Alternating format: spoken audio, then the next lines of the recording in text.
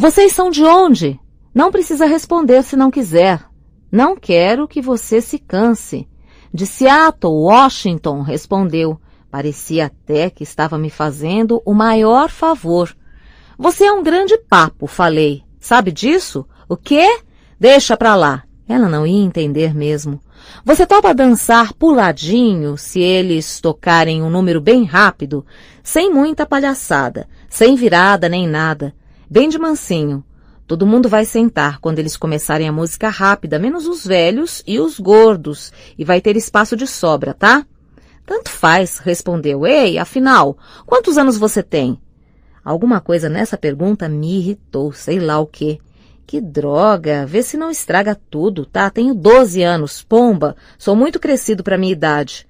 Escuta, já te disse, não gosto desse teu modo de falar. Se você continuar a falar assim, vou me sentar com minhas amigas, ouviu? Me desculpei feito um louco, porque a orquestra estava começando naquela horinha mesma uma música rápida. Ela começou a dançar um puladinho comigo, mas bem de mansinho, sem palhaçada nenhuma. Ela era boa de verdade, bastava tocar nela, e quando ela rodava, rebolava a bundinha de um jeito que dava gosto olhar. Ela me deixou doido, palavra. Quando nos separamos, eu já estava meio apaixonado.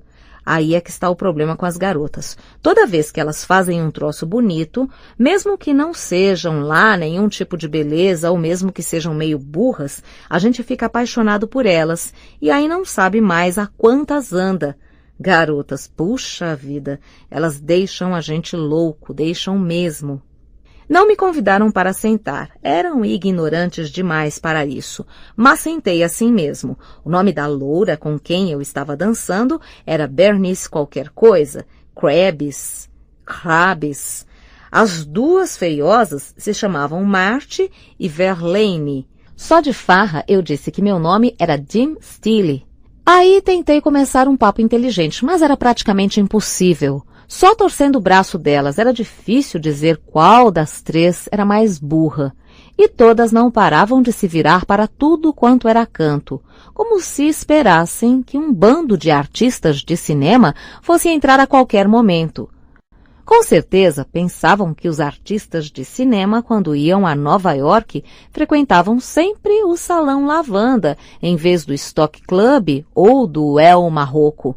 Enfim, levei mais de meia hora para descobrir onde elas trabalhavam e tudo lá em Seattle. Eram colegas de escritório em uma companhia de seguros. Perguntei se gostavam do emprego. Mas até sobre um troço desses era impossível obter uma resposta inteligente daquelas três imbecis. Pensei que as duas feias, Marty e Laverne, fossem irmãs, mas ficaram muito ofendidas quando perguntei. Estava na cara que nenhuma das duas queria ser parecida com a outra, o que era compreensível, mas de qualquer maneira não deixava de ser engraçado. Dancei com todas elas, todas as três, uma de cada vez. Uma das feiosas, a Laverne, não dançava mal de todo, mas dançar com a tal da Marty era o mesmo que arrancar a Estátua da Liberdade pelo salão.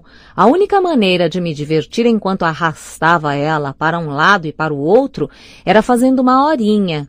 Então disse a ela que tinha acabado de ver o Gary Cooper, o artista de cinema do outro lado do salão. Onde? Ela perguntou entusiasmada, como o quê? Onde? Que pena, você perdeu por pouco, saiu neste justo instante.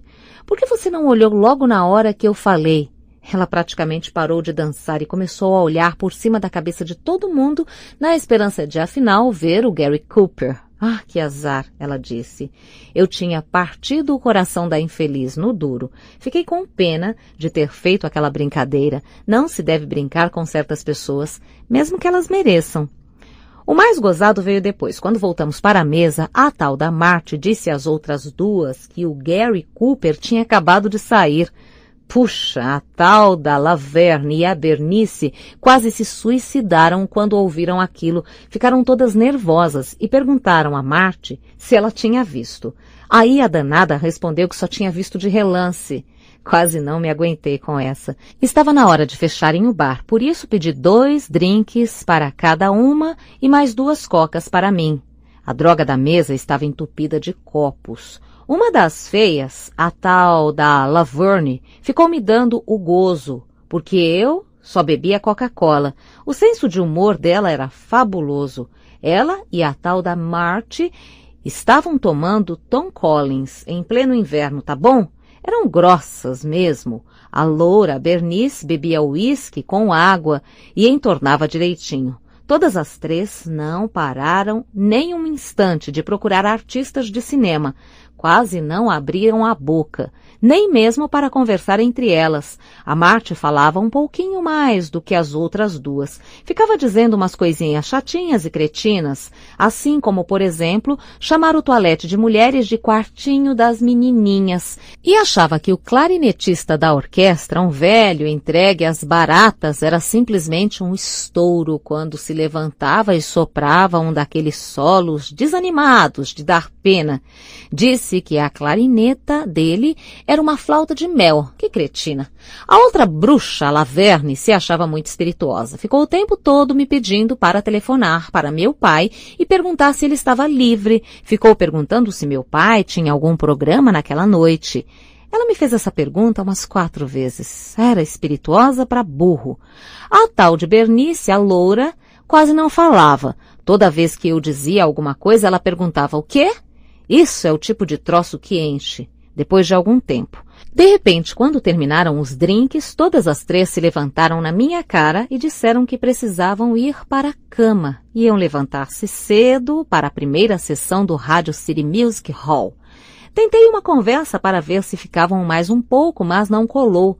Aí nos despedimos e tudo. Eu disse que qualquer dia desses ia procurar por elas, em Seattle, se fosse lá, mas duvido muito que eu vá. Procurar por elas, é claro. Com os cigarros e tudo, a conta chegou a uns $13. Achei que deviam ao menos se oferecer para pagar os drinks que tomaram antes de eu chegar. Eu não ia aceitar, é claro, mas elas deviam ao menos se oferecer. Também não dei muita bola. Elas eram tão ignorantes e ainda por cima usavam aqueles chapéus pavorosos, uma tristeza. E esse negócio de levantar cedo para ver a primeira sessão no Radio City Music Hall, isso me deprimia. Se alguém, alguma pequena, com um chapéu horrível, vem a Nova York, lá de Seattle, estado de Washington, poxa, e acaba se levantando de madrugada para ir à droga da primeira sessão do Radio City Music Hall, isso me deprime tanto, que não aguento. Eu teria pago 100 drinks para elas se simplesmente não me tivessem dito aquilo. Saí logo depois do Salão Lavanda. Já estava fechando mesmo e fazia muito tempo que a orquestra tinha ido embora. Antes de mais nada, o Salão Lavanda era um desses lugares horríveis de se ficar, a não ser que se esteja com alguém que dance bem, ou que o garçom deixe a gente tomar uma bebida decente em vez de Coca-Cola. Não há uma boate no mundo onde a gente possa ficar muito tempo, a não ser que tome umas e outras e fique logo de porre. Ou então, a não ser que a gente esteja com alguma garota que deixe o sujeito maluco. 11. De repente, no caminho para o vestíbulo, comecei a pensar novamente na Jeanne Gallagher. Aí não houve mais jeito de tirá-la da cabeça. Quando cheguei lá, me sentei numa poltrona, caindo aos pedaços, e fiquei pensando na Jeanne e no Stradlater, metidos numa porcaria do carro do Ed Bank. Por mais certeza que tivesse que o Stradlater não tinha conseguido nada com ela, conheço a Jeanne como a palma da minha mão, mesmo assim não conseguia tirar o troço da cabeça. Conhecia a Jeanne como a palma da minha mão no duro. Além de jogar damas, ela gostava de esportes e depois que ficamos amigos, passamos o verão todo juntos, jogando tênis de manhã e golfe de tarde. Chegamos mesmo a ter bastante intimidade. Não que tenha havido qualquer coisa de físico nem nada, porque não houve mesmo, mas nós passávamos o dia todo juntos. A gente não precisava entrar sempre nesse negócio de sexo para conhecer direito uma garota. Nós nos conhecemos por causa do cachorro dela, um Doberman, que vinha se aliviar todo dia no nosso gramado. Minha mãe ficava danada da vida e um dia telefonou para a mãe de Jeanne e fez um escândalo daqueles por causa do cachorro. Minha mãe é capaz de fazer um bruto escândalo por causa de uma besteira dessas. Aí, alguns dias depois, vi a Jeanne deitada de bruços na beira da piscina do clube. Cheguei e dei um olá para ela. Sabia que era nossa vizinha, mas nunca tínhamos conversado nem nada. Ela me deu um gelo tremendo no começo e depois tive um trabalhão para convencê-la de que pouco me importava onde o cachorro dela ia se aliviar. Por mim, podia até ser na sala de visitas. De qualquer maneira, depois disso acabamos amigos e naquela mesma tarde jogamos golfe juntos. Me lembro que ela isolou 8 bolas. 8. Minha maior dificuldade foi convencê-la a pelo menos abrir os olhos na hora de dar a tacada, mas no fim consegui que ela fizesse progressos fabulosos. Jogo golfe muito bem. Tem gente que nem acredita quando digo qual é o meu score normal. Uma vez quase entrei numa curta-metragem sobre golfe, mas mudei de ideia no último minuto. Pensei cá comigo que uma pessoa que odeia o cinema tanto quanto eu seria um cretino se aceitasse aparecer num filme.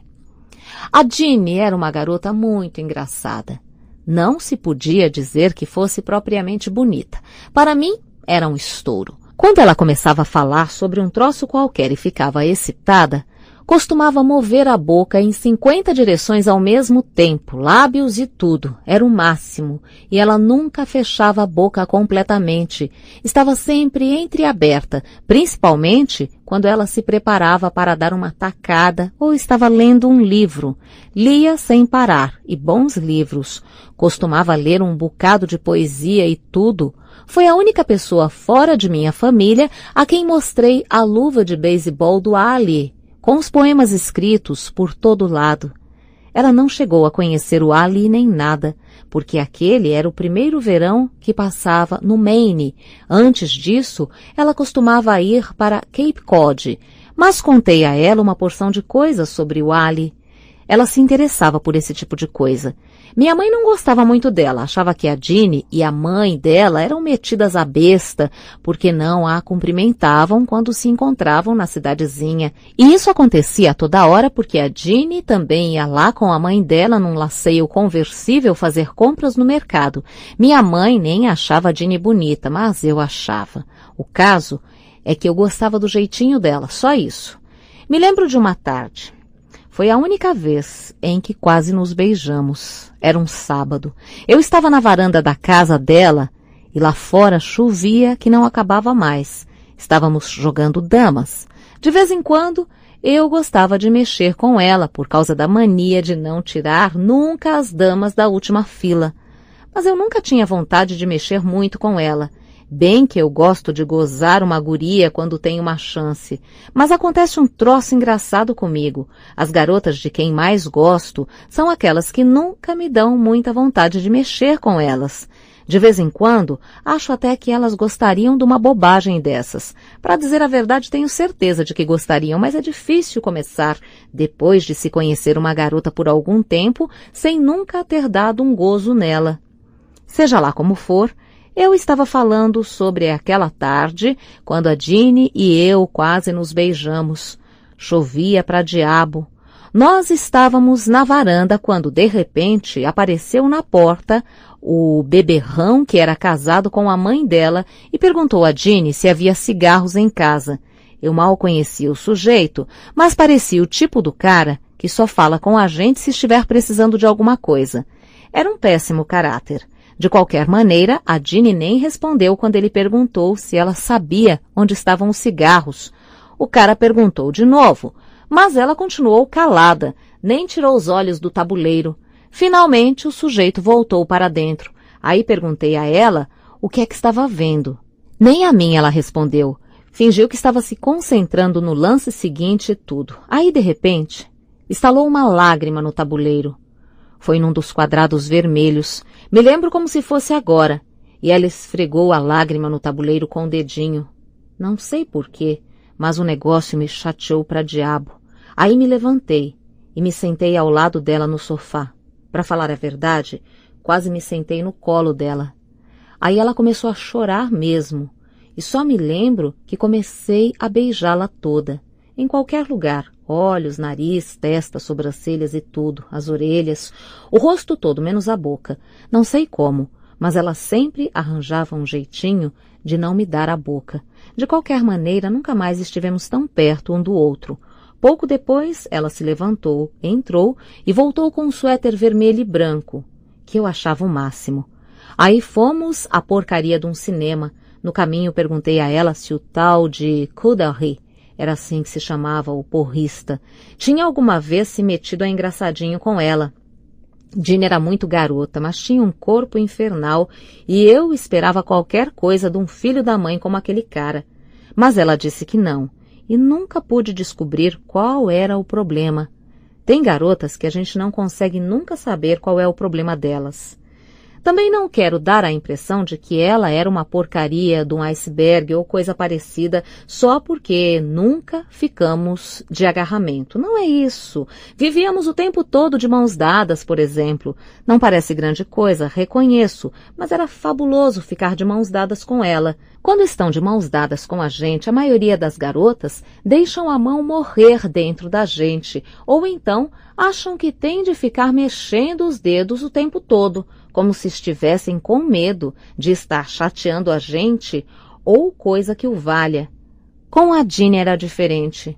Nós entrávamos numa droga de um cinema e imediatamente ficávamos de mãos dadas até o filme acabar. E isso sem ficar mudando de posição, sem fazer nenhuma complicação. Com a Jean, a gente nem se preocupava se a mão estava suada ou não. Só sabia uma coisa. Estava feliz no duro. Tem outra coisa que me lembrei agora. Quando estávamos no cinema, aquele dia, a Jean fez um troço que me deixou maluco. Estava ainda no jornal ou coisa parecida, quando de repente senti a mão dela no meu pescoço. Foi um gesto engraçado, esse dela. Jean era muito garota e tudo. E as moças que a gente vê pondo a mão no pescoço de alguém têm quase todas uns 25 ou 30 anos e geralmente fazem isso com o marido ou com um filho pequeno. Eu, por exemplo, de vez em quando faço isso com minha irmã menor, a Phoebe. Mas se uma garota é um bocado moça e faz um troço desses, é tão bonito que a gente nem sabe o que fazer. De qualquer jeito, era nisso que eu estava pensando, sentado naquela poltrona, caindo aos pedaços, no vestíbulo do hotel, pensando na Jean. Por pouco não ficava doido toda vez que chegava na história dela com o Stradlater na porcaria do carro do Ed Bunk. Eu sabia que ela não ia deixar o Stradlater chutar em gol, mas mesmo assim ficava furioso. Para ser sincero, nem gosto de falar nisso. Não havia mais ninguém no vestíbulo. Até as louras com pinta de vigaristas já tinham sumido e de repente me deu uma bruta vontade de ir embora. O lugar era meio deprimente e eu não estava cansado nem nada, por isso subi até o quarto e vesti o casaco. Aproveitei para dar uma olhada pela janela e ver se todos os tarados continuavam em ação, mas as luzes já estavam apagadas. Peguei o elevador outra vez, desci, chamei um táxi e disse ao chofer para me levar a Wernice. Wernice é uma boate em Greenwich Village, onde meu irmão DB ia muito antes de ir se prostituir em Hollywood. De vez em quando me levava com ele. O Ernie é um pretão gordo que toca piano. É metidíssimo a besta e mal cumprimenta as pessoas a não ser que seja um figurão, um cara famoso ou coisa que o valha. Mas toca piano de verdade, é sério. Ele é tão bom que chega quase a ser chato. É difícil de explicar, mas é isso mesmo. É claro que gosto de ouvi-lo tocar, mas de vez em quando dá vontade de arrebentar a porcaria do piano dele. Acho que é porque, quando está tocando, ele dá a impressão de ser o tipo do camarada que só fala com uma pessoa quando sabe que ela é um figurão. 12. O táxi que tomei era velho pra chuchu e cheirava como se alguém tivesse acabado de vomitar ali mesmo. Sempre que tomo um táxi de madrugada, tem que estar fedendo a vômito. E o pior é que a rua estava um bocado silenciosa e deserta, embora fosse uma noite de sábado.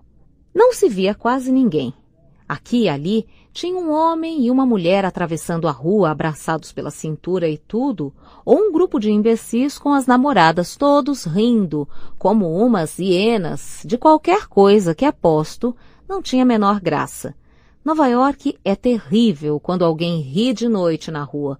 Pode-se ouvir a gargalhada a quilômetros de distância. É o tipo do troço que faz a gente se sentir só e deprimido.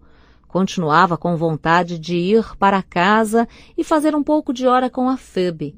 Mas, afinal, depois de algum tempo no táxi, eu e o chofer começamos a conversar. O nome dele era Horvitz.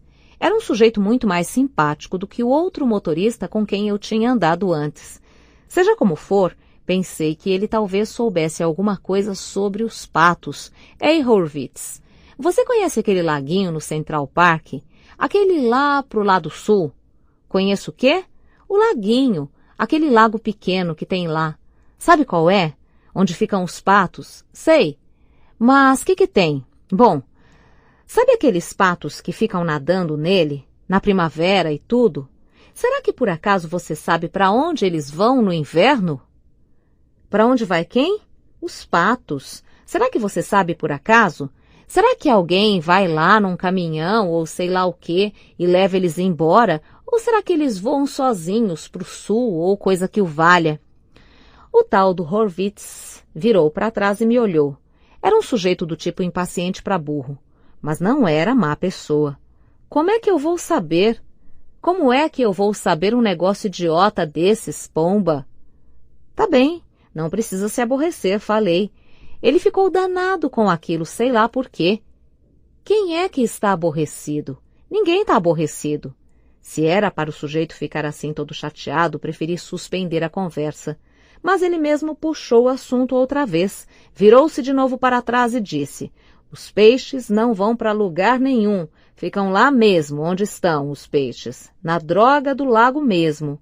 Com os peixes é diferente, aí são outros 500. Estou falando dos patos. O que é diferente com eles? Não vejo nada de diferente, ele respondeu. Tudo o que ele falava parecia que estava apurrinhando com alguma coisa. E continuou. É muito pior para os peixes no inverno e tudo do que para os patos, não vê logo? Usa a cabeça, poxa. Fiquei calado mais ou menos 1 minuto. Aí falei, tá bem. Então o que é que os peixes fazem quando o laguinho vira um bloco de gelo e tem uma porção de gente patinando nele e tudo? O Horvitz se virou para trás de novo. O que os peixes fazem? Gritou para mim. Pomba, ficam ali mesmo onde estão, ora essa. Mas eles não podem simplesmente ignorar o gelo, não podem só fazer de conta que não tem gelo. Mas quem é que ignora o gelo? Ninguém está ignorando nada. O sujeito estava tão excitado e tudo que pensei que ele ia se arrebentar em cima de um poste ou coisa parecida. Vivem ali mesmo, dentro da porcaria do gelo. Já são feitos assim mesmo por natureza. Ficam congelados no inverno todo na mesma posição. É? Então, o que eles comem, hein? Quer dizer, se ficam congelados, durinhos, então não podem nadar e procurar comida nem nada. O corpo deles, pomba. Que há contigo? O corpo deles retira a nutrição e tudo da droga, das algas e da merda toda que tem no gelo. Eles ficam com os poros abertos o tempo todo. São assim mesmo por natureza, tá entendendo agora? Ele falou e virou outra vez no banco para me olhar. Tá bom, respondi. Deixei o assunto morrer. Estava com medo que ele arrebentasse a droga do táxi. Além disso, era um cara tão estourado que não dava prazer nenhum conversar com ele. Você se importa de dar uma paradinha e tomar um trago comigo em algum lugar? Perguntei. Mas não me respondeu. Acho que ainda estava pensando. De qualquer maneira, perguntei de novo. Era um sujeito um bocado simpático, muito divertido e tudo. Não tenho tempo para andar bebendo, ô meu. E afinal, qual é a tua idade, hein? Por que é que você já não está dormindo a esta hora? Não estou cansado. Quando desci na frente do Ernest e paguei a corrida, o tal Horvitz puxou o assunto do peixe outra vez. O troço não saía mesmo da cabeça do homenzinho. Escuta, se você fosse um peixe, a natureza ia tomar conta de você, não ia? É ou não é? Ou você acha que tudo quanto é peixe morre quando chega o inverno, hein? Não, mas é claro que não, pomba, ele falou e arrancou com o carro como se fosse o diabo fugindo da cruz. Era um dos sujeitos mais invocados que eu encontrei até hoje na minha vida. Tudo que a gente dizia deixava ele furioso. Embora já fosse um bocado tarde, o Ernest estava entupido de gente. Na maioria, eram esses palhações das universidades. Em quase todas as drogas dos colégios do mundo, as férias de Natal começam antes do que nos colégios em que eu estou. A gente quase não podia pendurar o sobretudo de tão cheio. Mas era um silêncio danado, porque o Ernie estava tocando. Parecia que era um troço sagrado no duro, a hora que ele se sentava para tocar. Ninguém pode ser tão bom assim. A meu lado estavam 3 casais esperando vagar mesa, e ficaram todos na ponta dos pés, se empurrando só para dar uma olhada no Ernie enquanto ele tocava. Tinha um baita espelho em frente do piano e um refletor bem em cima do Ernie para que todo mundo pudesse ver a cara dele enquanto tocava. Não dava para ver os dedos, só a droga da cara do safado. Grande coisa. Não sei direito o nome da música que ele estava tocando quando entrei, mas só sei que ele estava esculhambando mesmo o troço para valer, dando uma porção de floreios e imbecismos agudos e outras palhaçadas que me apurrinharam pra chuchu. Mas valia a pena ver os idiotas quando ele acabou. Era de vomitar. Entraram em órbita igualzinho aos imbecis que riem como umas hienas no cinema das coisas sem graça. Juro por Deus que se eu fosse um pianista ou um autor ou coisa que o valha e todos aqueles bobalhões me achassem fabuloso, ia ter raiva de viver. Não ia querer nem que me aplaudissem. As pessoas sempre batem palmas pelas coisas erradas. Se eu fosse pianista, ia tocar dentro de um armário. Seja como for, na hora que ele acabou e todo mundo estava aplaudindo como uns alucinados, o safado do Ernie deu uma volta no banquinho e fez uma reverência fingida, bancando o humilde, como se, além de ser um pianista bom para burro, fosse também um sujeito um bocado humilde. Era um troço cretino pra diabo aquilo dele ser metido à besta e tudo, mas de um jeito meio engraçado. Senti pena dele quando acabou a música. Acho que ele nem sabe mais quando está tocando bem ou não. A culpa não é toda dele. Em parte os culpados são aqueles bobalhões que batem palmas como uns alucinados. Eles são capazes de enganar qualquer um, se tiverem uma chance. De qualquer maneira, o troço me fez sentir deprimido e pobre outra vez, e quase apanhei meu casaco e voltei para o hotel. Mas era cedo demais, e eu não estava com muita vontade de ficar sozinho. Afinal, me arranjaram uma mesa nojenta, encostada à parede e bem atrás de uma droga, de uma coluna, de onde não dava para ver nada. Era uma dessas mesinhas pequenininhas que, se o pessoal da mesa ao lado não se levanta para dar passagem e os filhos da mãe nunca se levantam, a gente tem praticamente de fazer uma escalada para chegar na cadeira. Mandei vir um uísque e soda, que é o drink que eu prefiro se não tiver daiquiri. Qualquer sujeito de uns 6 anos de idade pode pedir bebida alcoólica no Ernie's. Primeiro porque o lugar é tão escuro e tudo, e depois porque ninguém está mesmo dando a mínima bola para a idade da gente. O sujeito pode ser até viciado em entorpecente que ninguém se importa. Eu estava cercado de imbecis, fora de brincadeira. Na outra mesinha, bem do lado esquerdo, praticamente em cima de mim, tinha um casal com umas caras feiosas para burro. Tinham mais ou menos a minha idade, ou um pouquinho mais. Era engraçado. A gente via logo que eles estavam tomando um cuidado tremendo para não beber a consumação mínima muito depressa. Fiquei ouvindo algum tempo a conversa deles, porque não tinha mesmo mais nada para fazer. Ele estava contando a ela uma droga de um jogo de futebol que tinha visto naquela tarde. E descreveu todas as jogadas da droga da partida, da primeira à última, fora de brincadeira. Era o sujeito mais chato que já encontrei em toda a minha vida. E dava para ver que a garota dele nem estava interessada na droga do jogo, mas ela era ainda mais feiosa do que ele. Por isso, eu acho que ela tinha mesmo de ouvir. O negócio não é mole para as garotas feias. Às vezes, elas me dão muita pena. Nem gosto de olhar para elas, especialmente quando estão com um idiota que fica contando toda uma porcaria de uma partida de futebol. Mas à minha direita, a conversa ainda estava pior. tinha um sujeito metido à besta, com um terno de flanela cinza e um desses coletes afrescalhados. Todos esses filhos da mãe das universidades se vestem igual. Meu pai quer que eu vá para uma dessas universidades